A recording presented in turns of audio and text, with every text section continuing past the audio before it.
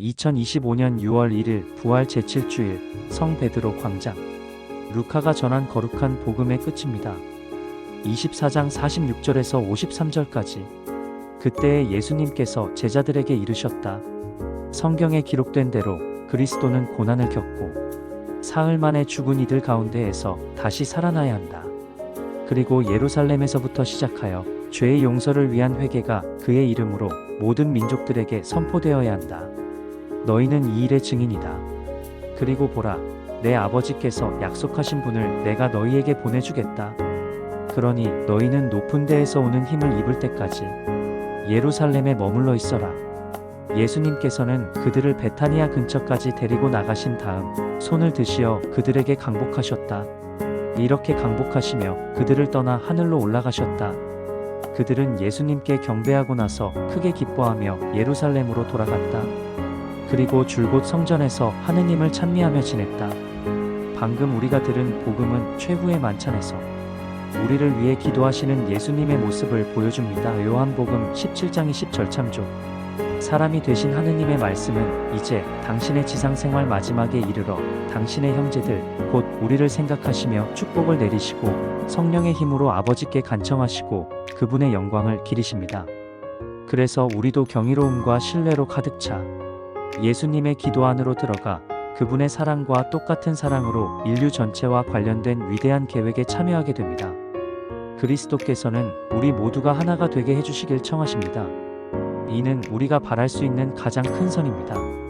왜냐하면 이 보편적 일치야말로 피조물 사이의 영원한 사랑의 친교를 실현하기 때문입니다. 사랑의 친교 안에서 하느님께서는 당신 자신을 드러내십니다. 곧 성부께서 생명을 주시고 성자께서는 생명을 받으시며 성령께서 그 생명을 함께 나누시는 것입니다.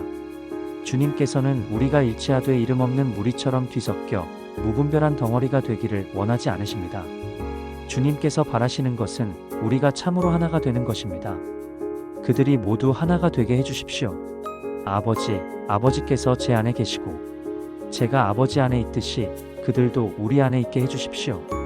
예수님께서 기도하시는 일치는 하느님께서 우리를 사랑하시는 바로 그 사랑에 기초를 둔 친교입니다. 하느님의 사랑으로부터 세상에 생명과 구원이 주어집니다. 그러므로 이는 무엇보다 먼저 예수님께서 가져다 주시는 선물입니다. 사실 성자께서는 당신이 지니신 인간의 마음에서 성부께 이렇게 간청하십니다.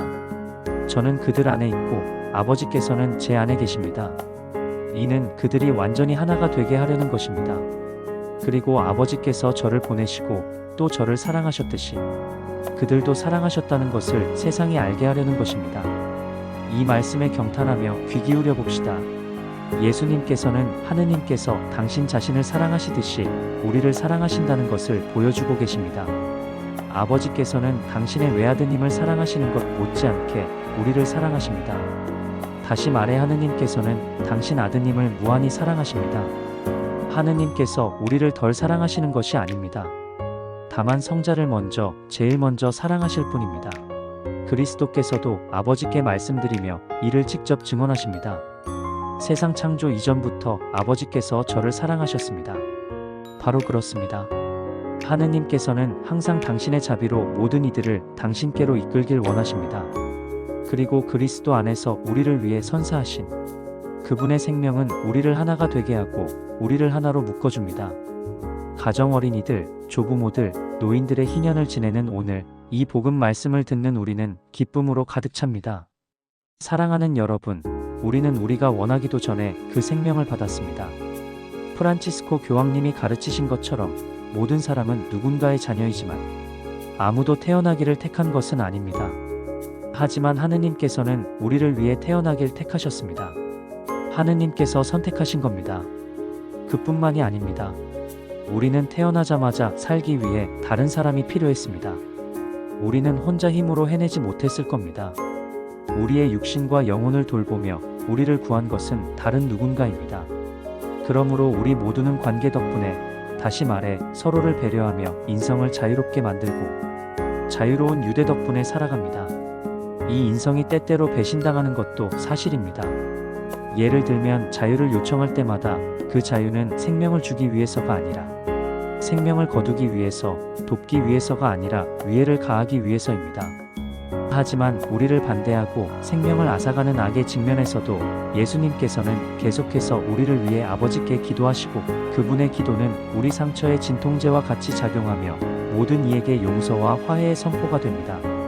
이 같은 주님의 기도는 부모, 조부모, 아들과 딸로서 우리가 서로 사랑하는 빛나는 순간에 충만한 의미를 부여합니다. 바로 이것이 우리가 세상에 선포하고자 하는 것입니다. 우리는 주님께서 우리가 하나 되기를 원하시는 것처럼 우리의 가정 안에서 그리고 우리가 살고 일하며 공부하는 곳에서 하나가 되기 위해 이 자리에 와 있습니다. 비록 서로 다르지만 하나가 되고 비록 여럿이지만 하나가 되기 위해서입니다. 모든 상황에서 그리고 모든 연령대에서 항상 그래야 합니다. 사랑하는 여러분, 우리가 알파요 오메가이고 처음이며 마지막이고 시작이며 마침이신 그리스도를 바탕으로 서로 사랑한다면 우리는 사회와 세상에서 모든 이에게 평화의 표징이 될 것입니다. 인류의 미래가 가정에서 태어난다는 것을 잊지 맙시다. 최근 수십 년 동안 우리는 기쁨을 주는 동시에 성찰하게 만드는 표징을 받았습니다. 개별적이 아니라 배우자가 함께 복자와 성인으로 선포된 결혼한 부부의 경우들을 말씀드리는 겁니다. 아기 예수의 성녀 데레사의 부모인 루이와 젤리 마르탱을 생각합니다. 마찬가지로 지난 세기 로마에서 가정생활을 꾸려나간 복자 루이지와 복녀 마리아 벨트람의 콰트로키를 떠올립니다. 그리고 폴란드의 울마 가정도 잊지 맙시다. 부모와 아이들이 사랑과 순교로 하나 된 경우입니다. 우리를 생각하게 만드는 표징이라고 말씀드렸습니다. 그렇습니다. 교회는 이들을 부부의 모범적인 증인으로 명시함으로써 오늘날 세상이 하느님의 사랑을 알고 받아들이며 하나가 되게 하고 화해하게 만드는 힘으로써 관계와 사회를 분열시키는 힘을 무찌르기 위해서는 혼인 계약이 필요하다고 강조합니다. 이런 까닭에 감사와 희망이 가득한 마음으로 결혼한 부부 여러분에게 말씀드립니다. 혼인은 어떤 이념이 아니라 남자와 여자 사이의 참 사랑의 규범입니다. 참된 사랑이란 전적이고 충실하고 결실이 충만한 사랑성. 이 사랑은 여러분을 하나의 몸으로 변화시키고 이 사랑은 하느님의 모상에 따라 여러분에게 생명을 줄 수 있게 해줍니다. 그러므로 저는 여러분이 여러분의 자녀에게 일관성의 모범이 되어주고 자녀들이 행동하기를 바라는 대로 여러분이 몸소 행동을 보이며 순종을 통해 자유를 배우도록 교육하고 항상 자녀에게서 장점을 찾고 그것을 잘하게 할 방법을 찾도록 격려합니다. 그리고 자녀 여러분, 부모님께 감사하십시오. 생명이라는 선물에 대해 그리고 생명을 누리며 매일 우리에게 주어진 모든 것에 대해 감사합니다 라고 말하는 것이 아버지와 어머니를 공경하는 첫 번째 방법입니다. 끝으로 사랑하는 조부모와 노인 여러분, 세월이 가르쳐주는 지혜와 연민으로 겸손과 인내로 여러분이 사랑하는 이들을 깨어 지키도록 당부합니다. 가정 안에서 신앙은 세대를 통해 삶과 함께 전해집니다. 식탁에 차려진 음식이나 마음속 애정처럼 함께 나눠집니다. 이와 같이 가정을 우리를 사랑하시고 항상 우리의 선익을 원하시는 예수님을 만나는 특별한 장소가 되게 합니다. 마지막으로 한 가지 사항을 덧붙이고 싶습니다.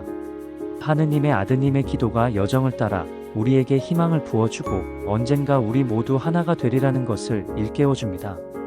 하느님의 영원한 사랑에 안긴 유일한 구세주 안에 하나가 되는 것입니다.